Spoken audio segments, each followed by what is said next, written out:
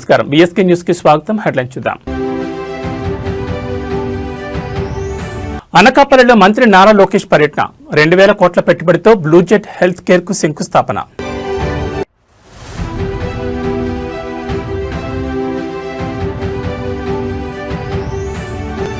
శారదాపేట వద్ద హైడ్రామా. రేవంత్ ప్రభుత్వంపై హరీష్ రావు నిప్పులు.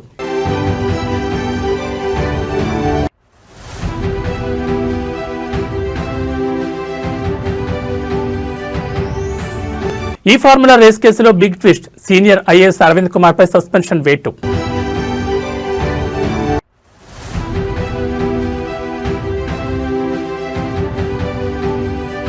నేడు టీటీడీ పాలక మండలి సమావేశం. 2026-27 వార్షిక బడ్జెట్ కు ఆమోదం తెలపనున్న పాలక మండలి.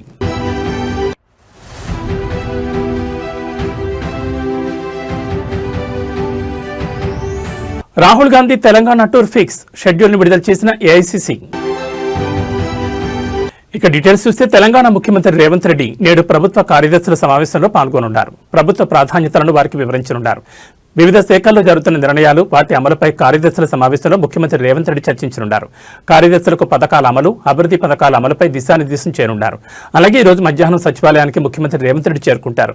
99 యాక్షన్ ప్లాన్ను అధికారుల ముందుంచి వాటి అమలుకు ప్రాధాన్యత ఇవ్వాలని ఆదేశించనున్నారు. ఈ సమావేశంలో అన్ని శాఖల అధికారులతో ముఖ్యమంత్రి రేవంత్ రెడ్డి పాల్గొని వారికి స్పష్టమైన ఆదేశాలు జారీ చేయనున్నారు. పనుల పురోగతిపై కూడా ఆరా తీయనున్నారు.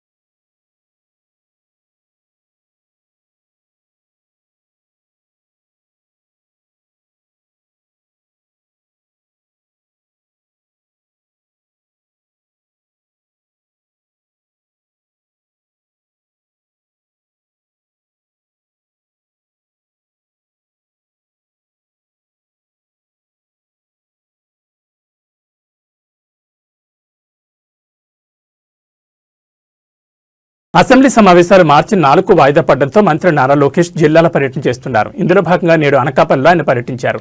రాష్ట్ర పారిశ్రామిక వృద్ధిలో భాగంగా మంత్రి నారా లోకేష్ ఈ రోజు ఉదయం 10:30 గంటలకు రాంబెల్లి మండలం సీతంపాలెం వద్ద బ్లూజెట్ హెల్త్ కేర్ ప్రైవేట్ లిమిటెడ్ సంస్థకు శంకుస్థాపన చేశారు. సుమారు 2000 కోట్ల భారీ పెట్టుబడితో ఏర్పాటు కానున్న ఈ సంస్థ ద్వారా దాదాపు 1700 మందికి ప్రత్యక్షంగా, పరోక్షంగా ఉద్యోగ ఉపాధి అవకాశాలు లభించనున్నాయి. మంత్రి పర్యటన నేపథ్యంలో జిల్లా యంత్రాంగం, పోలీసు అధికారులు భారీ ఏర్పాట్లు పూర్తి చేశారు. పారిశ్రామిక కార్యక్రమాల అనంతరం సీతంపాలెం వద్ద ఏర్పాటు చేసిన వేదికపై ఒక ప్రత్యేక సమావేశం జరగనుంది. అనారోగ్యంతో బాధపడుతున్న చిన్నారి పునర్విక చికిత్స కోసం సోషల్ మీడియా వేదికగా స్పందించి సుమారు 10 కోట్లు వసూలు చేసిన ఇన్ఫ్లుయెన్సర్ను మంత్రి లోకేష్ ఈ సందర్భంగా కలిసి అభినందించనున్నారు. మానవత్వంతో చేసిన ఈ గొప్ప ప్రయత్నాన్ని కొనియాడేందుకు మంత్రి స్వయంగా ఈ భేటీని ఏర్పాటు చేసుకున్నారు.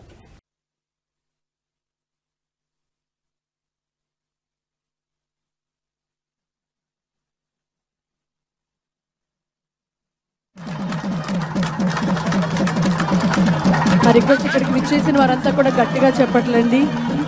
సో ఈ మూమెంట్ కోసం మనం ఈరోజు ఇక్కడ గ్యాదర్ అవ్వడం జరిగింది. Successfully ground breaking ceremony complete అయింది అండ్ అలాగే ప్లేన్ అన్వీలింగ్ కూడా జరిగింది. సో ఐ రిక్వెస్ట్ ఎవ్రీవన్ ఇంకొకసారి please join your hands together. And ఇంకొక 5 minutes లో ఇక్కడ మన official program Kokapet Neopolis లోని విశాఖ శారదాపేటంలో రాజశ్యామల అమ్మవారి ఆలయాన్ని ఖాళీ చేయించేందుకు రెవెన్యూ అధికారులు, పోలీసులు చేరుకున్నారు. దీంతో ఆలయం వద్ద ఉద్రిక్త వాతావరణం నెలకొంది. ఈ సంఘటనపై బీఆర్ఎస్ నాయకుడు, మాజీ మంత్రి హరీష్ రావు తీవ్ర ఆగ్రహం వ్యక్తం చేశారు. ఈ రోజు ఉదయమే మాజీ మంత్రి ఆలయం వద్దకు చేరుకున్నారు. పీఠం నిర్వాహకులను భయాందోళనకు గురి చేస్తున్నారని హరీష్ రావు విమర్శించారు. కాంగ్రెస్ ప్రభుత్వంలో కోల్చడం తప్ప మరో పని లేదని ఆయన మండిపడ్డారు. ఖమ్మంలో పేదల ఇండ్లు కూల్చారని, ఇప్పుడు హైదరాబాద్ లో శారదాపేటం కూలుస్తున్నారని ఫైర్ అయ్యారు.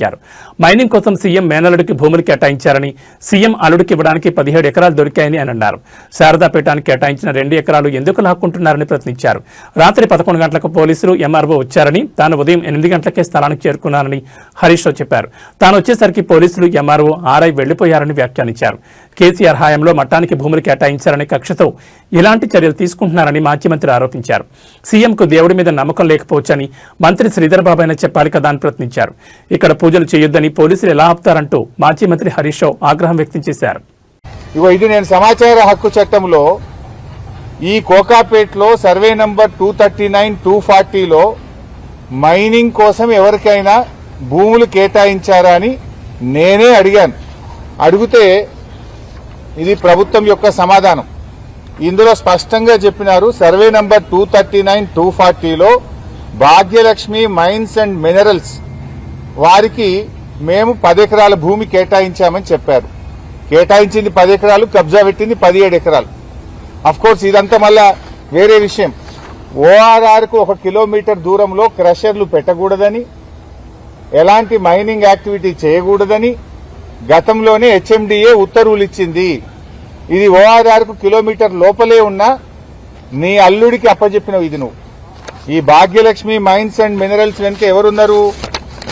దీని వెనుక నీ అల్లుడి మనుషులు దీని వెనుక ఉన్నారు. దీని వెనుక దీపక్ రెడ్డి, కౌశిక్ రెడ్డి, నీ మేనల్లుడు రమేష్ రెడ్డి అనుచరులు ఈ క్రషర్ వెనుక ఉన్నారు. నీ మేనల్లునికి జాగి ఇయ్యడానికి 17 ఎకరాల భూమి మాత్రం నీకు దొరుకుతుంది. కానీ శారదాపీఠం ప్రజలకు ఇలా హిందూ ధర్మాన్ని ప్రచారం చేసేటువంటి శారదాపీఠం, భక్తులకు వేదికగా ఉన్న ఈ శారదాపీఠమే నీకు కనబడ్డదా కూల్చడానికి? వాటర్ వర్క్స్ కట్టడానికి నీ అల్లుడికి ఇచ్చిన క్రషర్ భూమి పనికిరాదా? అంటే నీ అల్లుడి అనుయాయులకు 17 ఎకరాల భూమి ఇస్తావు, క్రషర్లు పెడతావు. ఈ పక్కన బిల్డర్లందరూ నా అల్లుని దగ్గరనే కంకర కొనాలంటావు, నా అల్లుడి దగ్గర కొంటేనే మీకు అనుమతులు ఇస్తా అంటావు. అల్లుడికి ఇవ్వడానికి 17 ఎకరాలు దొరికింది, కానీ శారదాపీఠం 2 ఎకరాలు మాత్రం కూల్చడమేనా నీ పని? ఆడియచ్చు కదా 17 ఎకరాల్లో ఈ 2 ఎకరాలు ఎవరొద్దంటున్నారు? శారదాపీఠం 2 ఎకరాలే లాక్కోవాలనా? పీఠాన్ని కూల్చాలి, దేవాలయం కూల్చడమేనా నీ ధర్మం? శారదాపీఠం ఆధ్వర్యంలో హైదరాబాద్ లో దాదాపు 16 దేవాలయాలు నడుస్తున్నాయి. లక్షలాది మంది భక్తులు హైదరాబాద్ లో ఉన్నారు. మరి శారదాపీఠం వైజాగ్ లో ఉంటే హైదరాబాద్ లో కూడా శారదాపీఠాన్ని నిర్మించాలని చెప్పి ఆనాడు కేసీఆర్ గారు 2 ఎకరాల స్థలం ఇస్తే అద్భుతమైనటువంటి పీఠం ఇక్కడ నిర్మాణం అయిపోయింది. స్వామీజీ గారు కూడా ఇక్కడే నివసిస్తూ ఉన్నారు. దేవాలయ నిర్మాణం కూడా పూర్తయిపోయింది. ఇక్కడ ఒక గోశాల నిర్మాణము, నిత్య అన్నదాన కార్యక్రమము, అదేవిధంగా వేద పాఠశాల ఇవన్నీ ఇక్కడ నిర్మిస్తా ఉన్నారు. అంటే వేదం ఎక్కడుంటే అక్కడ మరి ఆ రాష్ట్రం సుభిక్షంగా ఉంటుంది. ఒక వేద పాఠశాల, ఒక గోశాల, అమ్మవారి ఆలయము, నిత్య అన్నదాన కార్యక్రమము ఇవన్నీ జరగడం రేవంత్ రెడ్డి గారు నీకు ఇష్టం లేదా అని నేను అడుగుతా ఉన్నా. ఎందుకు ఈ దేవాలయాన్ని కూల్చాలనుకుంటున్నావు, ఎందుకు ఈ మఠాన్ని కూల్చాలనుకుంటున్నావో నేను ఈరోజు అడుగుతా ఉన్నాం. అంటే కేసీఆర్ గారు ఆనవాళ్లు మారుస్తా అంటే కేసీఆర్ గారు కట్టిన గుళ్ళు కూలుస్తావు, కేసీఆర్ గారు హయాంలో నిర్మించిన మఠాలను కూడా కూల్చడమేనా నువ్వు ఆనవాళ్లు మార్చడం అంటే? నువ్వు ఏం చేయదలుచుకున్నావు? మఠాలు కూల్చేస్తావు, ఆలయాలు కూల్చేస్తావు, ఇక ఇవి కూల్చడమేనా నీ పాలన? నిన్న ఖమ్మంలో పేదల ఇల్లు కూల్చావు, హైడ్రా పేరిట హైదరాబాద్ లో ప్రజల బతుకులు కూల్చావు. ఏ కూల్చడం తప్ప నీ జీవితంలో ఇంకేం రాదా? పేదల ఇల్లు కూల్చడము, మఠాలు కూల్చడము, దేవాలయాలు కూల్చడమే తప్ప నీ పాలనలో నిర్మాణం లేదా అని నేను అడుగుతా ఉన్నా. ఎందుకు ఇలా శారదాపీఠం వెంటబడ్డావు? ఇంకెక్కడ స్థలం లేదా నీకు? ఈ కార్ ఫార్ములా రేస్ కేసులో సంచలనం చోటు చేసుకుంది. హైదరాబాద్ లో నిర్వహించిన ఈ ఈవెంట్ నిర్వహణలో జరిగిన అవకతవకల కేసులో సీనియర్ ఐఏఎస్ అధికారి అరవింద్ కుమార్ పై తెలంగాణ ప్రభుత్వం సస్పెన్షన్ వేటు వేసింది. ఈ మేరకు ముఖ్యమంత్రి రేవంత్ రెడ్డి సంబంధిత ఫైల్పై సంతకం చేసినట్లు సమాచారం. ఈ కేసులో ఆయన్ను A2 నిందితుడిగా పేర్కొంటూ ప్రభుత్వం ఈ నిర్ణయం తీసుకున్నట్లు చెబుతున్నారు. గతంలో మున్సిపల్ పరిపాలన, పట్టణాభివృద్ధి శాఖ ప్రిన్సిపల్ సెక్రటరీగా పనిచేసిన సమయంలో అరవింద్ కుమార్ ఈ కార్ రేస్ వ్యవహారాలను పర్యవేక్షించారు. ఈ ప్రాజెక్టులో ఆర్థికపరమైన నిబంధనల ఉల్లంఘనలు జరిగాయని ఆరోపణలు వచ్చాయి. దీంతో ఈ వ్యవహారంపై ఆరోపణలు రావడంతో విచారణకు ఆదేశించింది ప్రభుత్వం.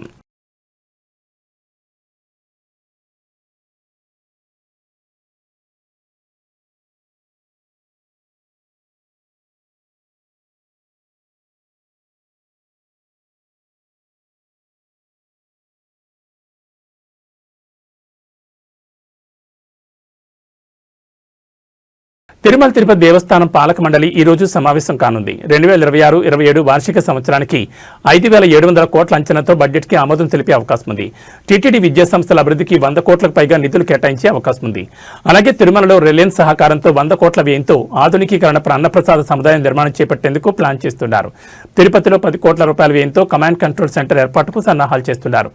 భక్తులు సమర్పించే కానుకల ఆన్లైన్ ట్రాన్సాక్షన్ ప్రోత్సహించేందుకు ముడుపు పత్రం విధానాన్ని టీటీడీ ప్రారంభించనుంది. ఇక శ్రీవాణి నిధులు వ్యయానికి సంబంధించిన మార్గదర్శకాలను మార్పు చేసేందుకు టీటీడీ ప్రతిపాదనలు చేస్తోంది.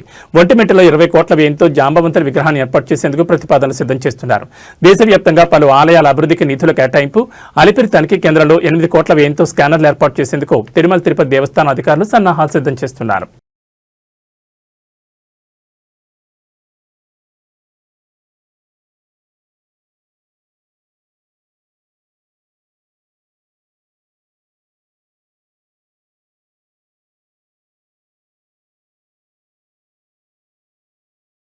లోక్సభ ప్రతిపక్ష నేత రాహుల్ గాంధీ వచ్చే నెల మార్చి 2న తెలంగాణలో పర్యటించనున్నారు. వికారాబాద్ జిల్లా అనంతగిరిలో నిర్వహించనున్న జిల్లా కాంగ్రెస్ కమిటీ అధ్యక్షుల శిక్షణ కార్యక్రమానికి ఆయన ముఖ్య అతిథిగా హాజరు కానున్నారు.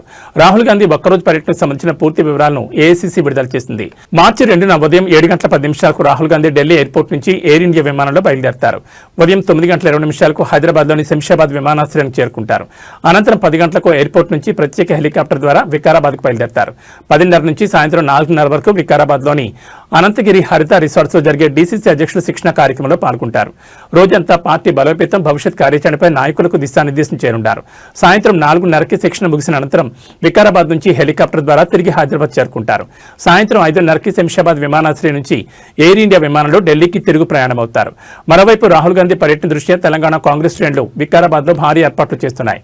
పర్యటన పొడవునా పటిష్టమైన భద్రతా చర్యలు చేపట్టాలని ప్రభుత్వం ఆదేశించింది.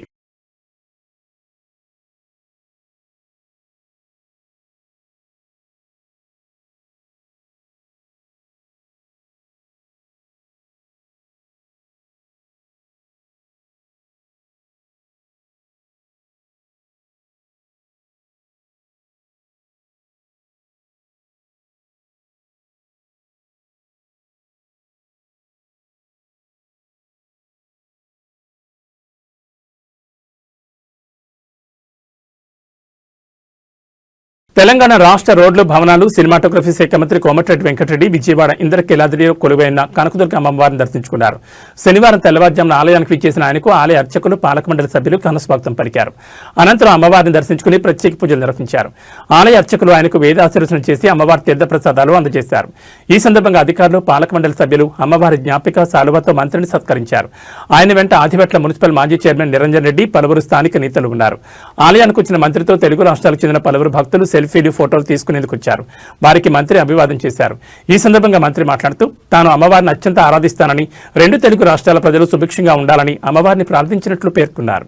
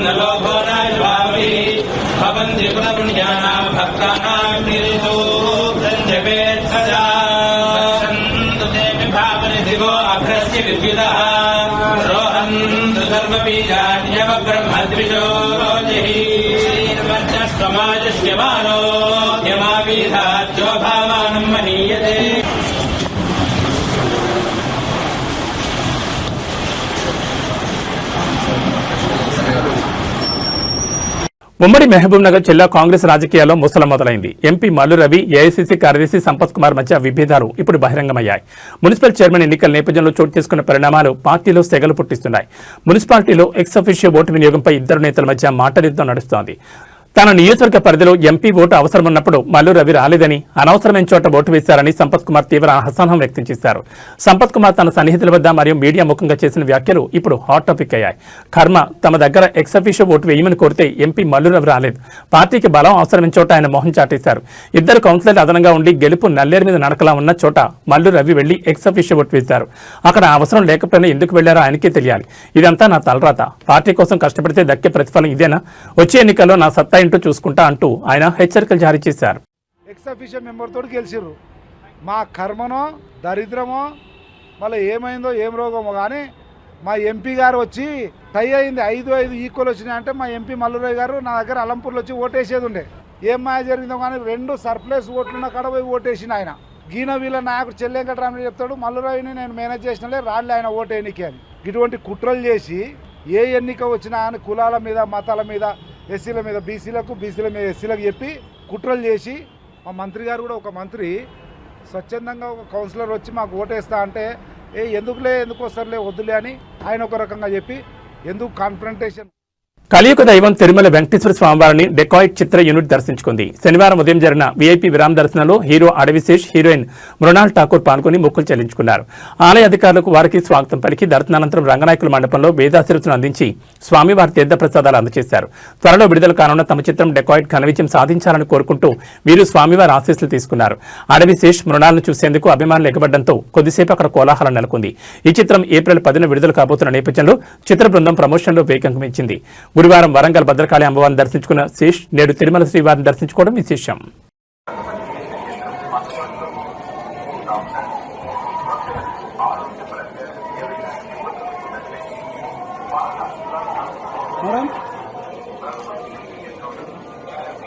సార్ ఒక్కసారి మేడం మీరు కూడా ఒకసారి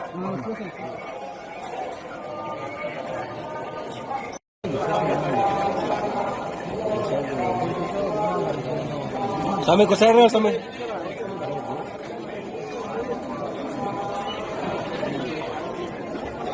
मैडम सर निलबंడి ఒక సెకండ్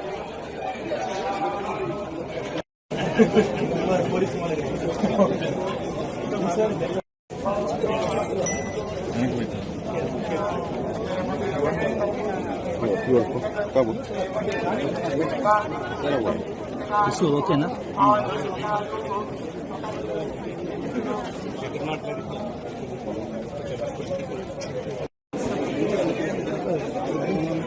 మేడం మేడం నా నా నా ఊరికి నా బాకరా నా నా చేసేనా చేసేనా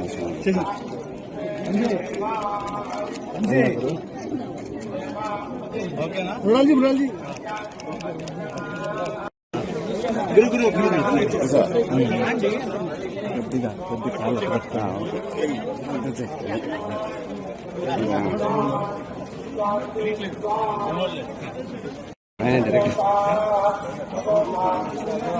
అంటే వెనక్కొచ్చాను కొంచెం వెనక్కొచ్చాను బాగా వస్తుంది. గురు జాగ్రత్త. స్ట్రైట్గా వచ్చాను సార్, మీరు స్ట్రైట్గా రండి.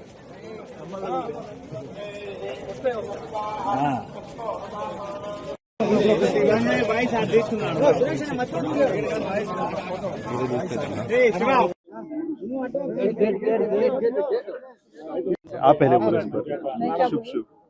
अच्छा, मेरा फर्स्ट टाइम है यहाँ पर आई, दर्शन मिला और फिल्म का डेकॉइट के लिए प्रार्थना की। सबसे पहली बार यहाँ पर आई, मुझे बहुत अच्छा लगा, दर्शन बहुत अच्छे से हुए। बस आशा करती हूँ कि हमेशा हर साल आती रहूँ। Thank you. నిన్ననే యాక్చువల్లీ ఐఐటి తిరుపతిలో మా సినిమా రూబరు సాంగ్ లాంచ్ చేయడానికి వచ్చామండి. ఇక్కడ దాకా వచ్చినప్పుడు స్వామివారి దర్శనం అవ్వాలి కదా, సో అది లేకుండా వెళ్ళబుదే లేదు. సో ఇప్పుడు ఒక కంప్లీట్ ఫీలింగ్ వచ్చింది. ప్రసాదం కూడా చాలా బాగుంది అండ్ చాలా చాలా చాలా హ్యాపీగా జరిగిందండి, చాలా హ్యాపీగా ఉన్నాం.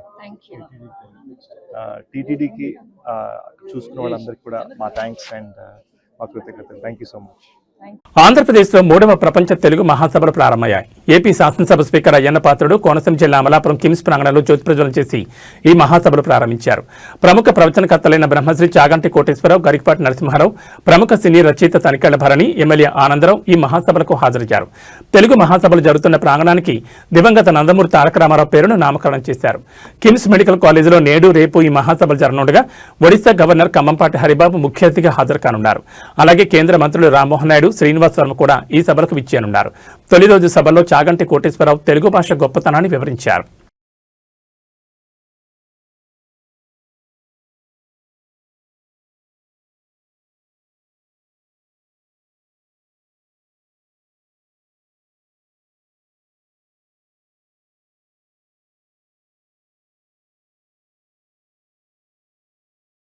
కొద్ది రోజుల క్రితం తూర్పుగోదావరి జిల్లా రాజమండ్రి పరిసర ప్రాంతాల్లో సంచరించి గ్రామాల ప్రజల్ని హడలెత్తించిన పెద్దపులి మళ్లీ రంపచోడవరం మన్యంలో సంచరిస్తోంది. పోలవరం జిల్లా రంపచోడవరం మండలం తాళ్లపాలెంలో పెద్దపులి ఆనవాళ్లు కనిపించినట్లు గ్రామస్తులు అధికారులకు సమాచారం ఇచ్చారు. గత రాత్రి పశువులపాకలో ఒక దూడపై దాడి చేసిన పెద్దపులి దాన్ని చంపేసింది. ఈ నెల తొలివారంలో కోర్మాపురం సమీప గ్రామాల్లో సంచరించి అందరినీ హడలెత్తించిన పులిని అటవీశాఖ సిబ్బంది 6న కోర్మాపురం గ్రామంలోనే మత్తు ఇంజెక్షన్ ఇచ్చి బంధించారు. అక్కడి నుంచి పులిని రాజమండ్రికి తరలించి విశాఖ వన్యప్రాణుల సంరక్షణ కేంద్రంలో ఉంచారు. కొద్ది రోజుల తర్వాత పులికి రేడియో కాలర్ అమర్చి పాపికొండల అడవిలో వదిలేశారు. ఆ పులి ఇప్పుడు రంపచోడవరం ప్రాంతంలోకి వచ్చినట్లుగా అధికారులు గుర్తించారు. పెద్ద పులి సంచారంతో గిరిజనులు భయాందోళనకు గురవుతున్నారు. పులిని త్వరగా పట్టుకోవాలని అటవీశాఖ అధికారులను కోరుతున్నారు.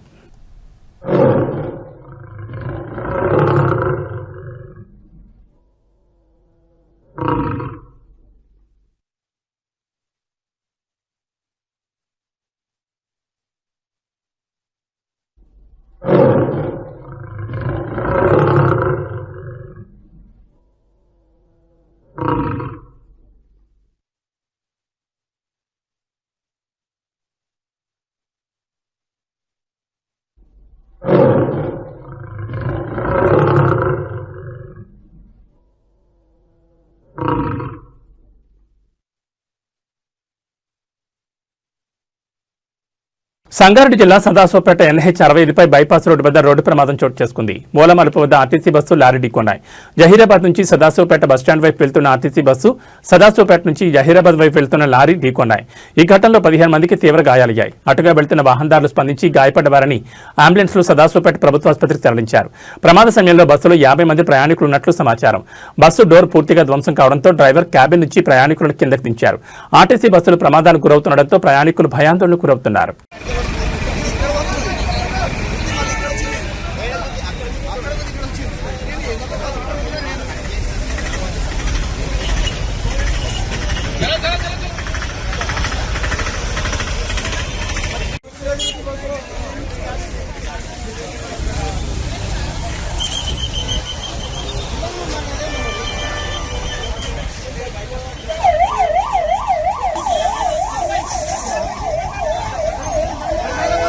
న్యూస్ ముగించే ముందు హెడ్లైన్స్ మరోసారి.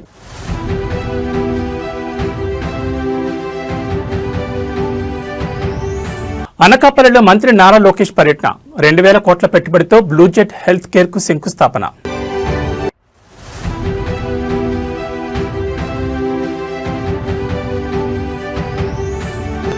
శారదాపేట వద్ద హైడ్రామా, రేవంత్ ప్రభుత్వంపై హరీష్ రావు నిప్పులు.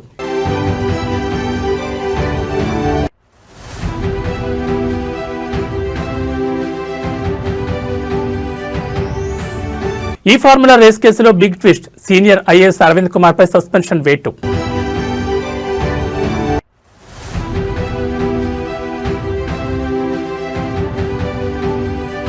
నేడు టీటీడీ పాలక మండలి సమావేశం, 2026-27 వార్షిక బడ్జెట్ కు ఆమోదం తెలపనున్న పాలక మండలి.